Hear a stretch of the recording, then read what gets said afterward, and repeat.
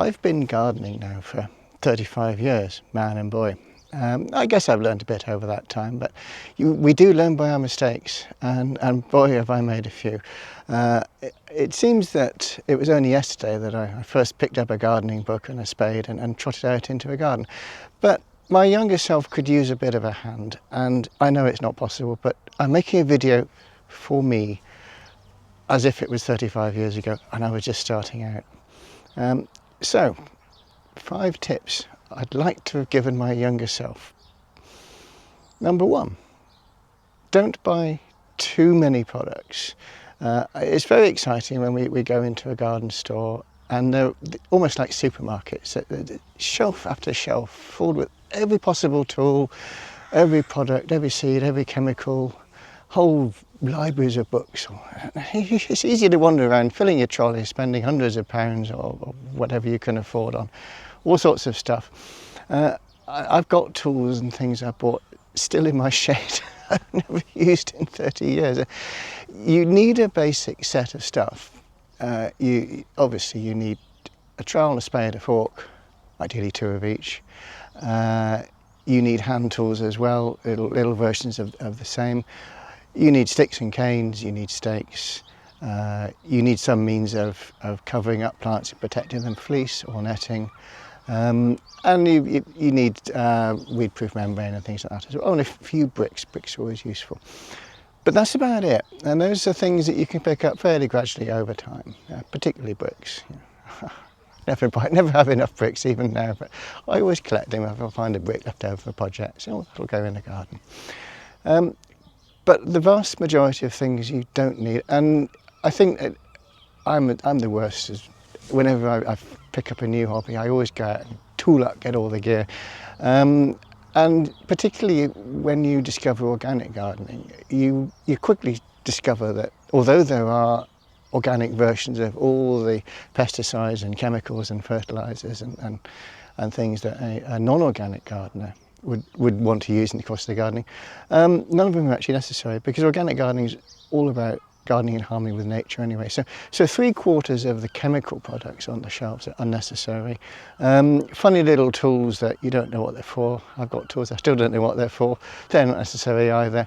The core kit you can pick up from a car boot sale if you shop around, or second hand. So if I was going to say to my younger self, about to load his trolley up with stuff from the garden supply store, just hold on a moment. You don't need all that stuff. At the end of the day, why are you growing food? Well, if you're trying to save money, then this is not the way to do it. Bit of advice number 2.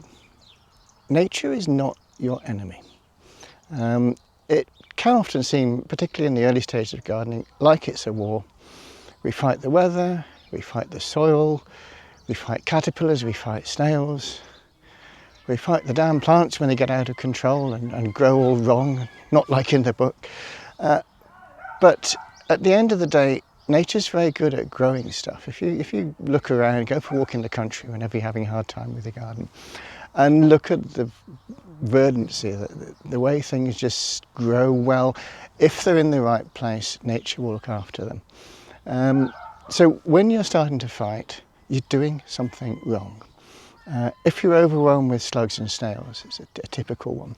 And I've been in fits of despair over slug invasion in my youth. It's probably because you've left too much junk lying around and they're all hiding underneath it. Or it's been a little bit damp and you planted your stuff too early, and then look what happens when it rains and the snails come out. Oh, no more plants. Bit stuff like that. Or maybe you're just growing stuff that snails like. A little bit of thinking about it, putting things in the right place or removing things that are in the wrong place, and you suddenly find nature will be working with you. I don't have half the problems with pests that I used to, and I think it's not even that I've got a system. I've got a sort of an intuitive grasp now of what kind of works where and when. And that certainly pest control is one of the things where I've learned to work with nature. It's not something that I can teach anyone. I can't say do this, do that, but observe, learn from your mistakes, learn what works well, when it works and where it works, and you'll suddenly find growing becomes easy when you're working with the system. All this applies, of course, to digging. I mean, I've adopted no-dig quite enthusiastically, and I've struggled over the years before I discovered no-dig, digging soil that didn't want to be dug.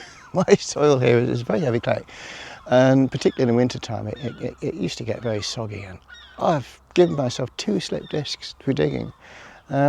Crazy.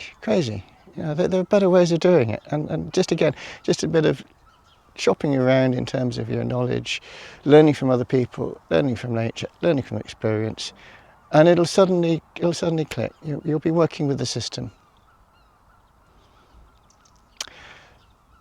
Tip number 3. This is a strictly personal one because of where I grow. I live in the southwest of England, and although I haven't always gardened here, I've always been in similar climatic conditions. Tip 3 is don't plant too early. Our soil here is very wet, very damp clay, and we have high rainfall here. And I've lost probably more crops through planting too enthusiastically, being too optimistic about the weather, than any other reason. Let me just tell a story. Some years ago, my wife and I moved to Normandy in France.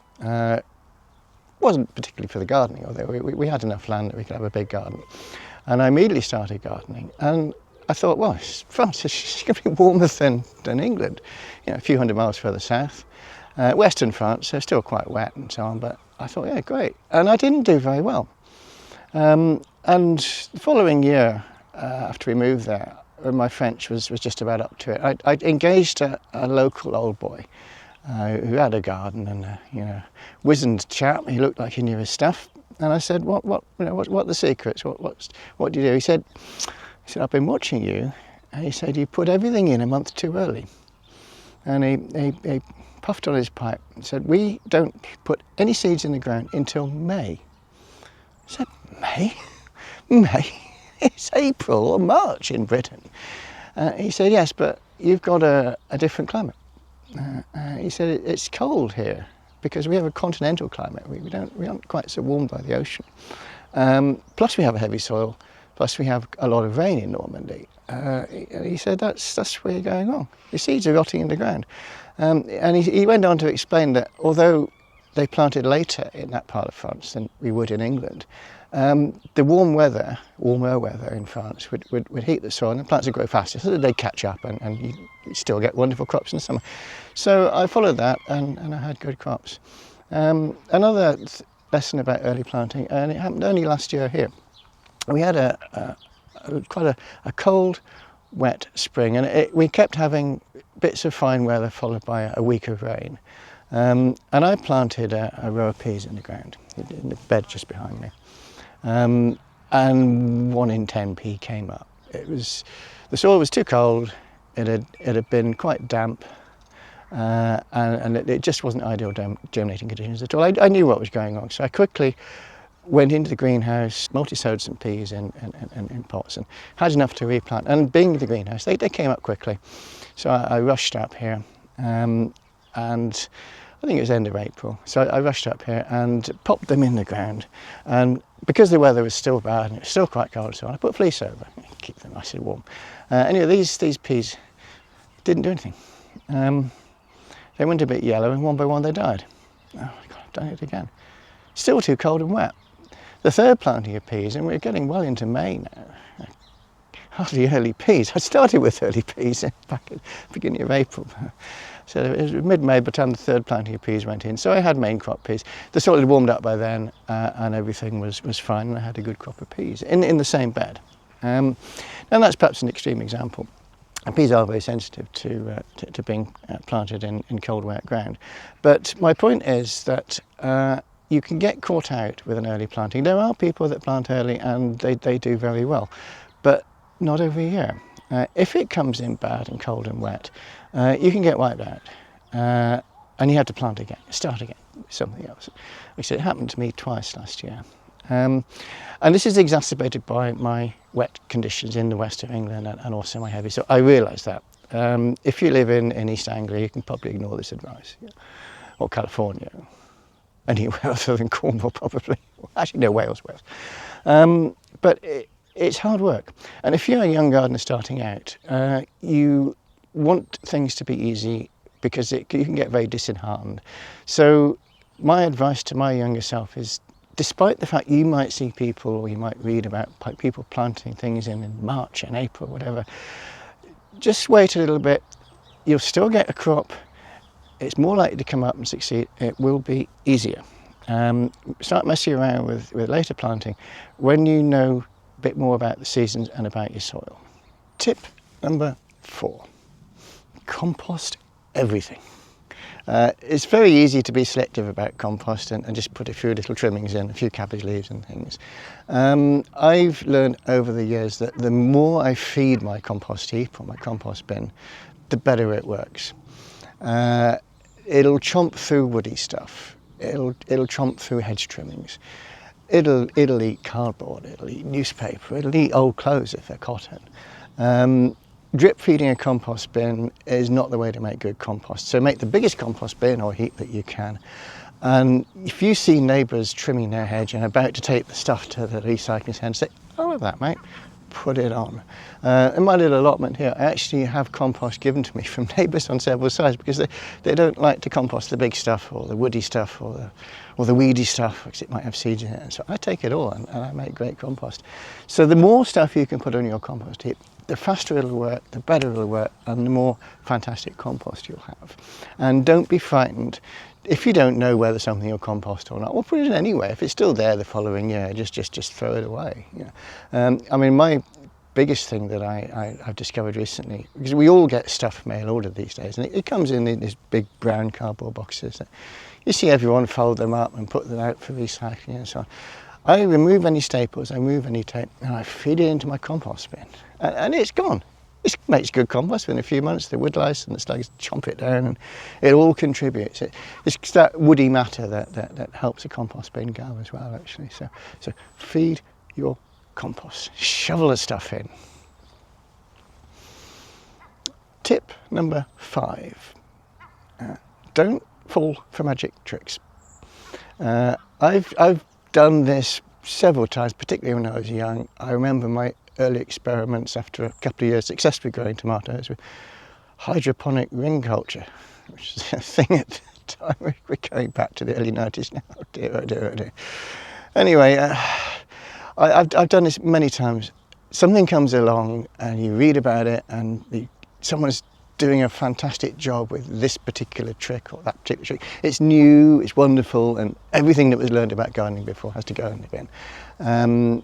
I did this, I mentioned we grew in France, and that was when permaculture was just coming along, and ideas about permanent beds, no dig beds and raised beds and so on were good. Some of these ideas were good and they've stuck, but one I adopted quite unthinkingly was to mulch everything. So I gathered huge quantities of hay mulch and covered all my beds for the winter with a thick hay and straw mulch.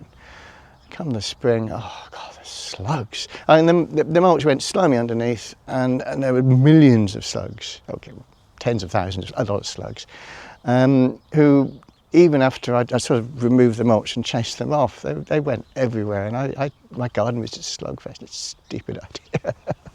Now, I had a chat with some people online, and it rapidly became apparent that the people that were making it successive mulches were doing very well with them, but they were from quite dry climates.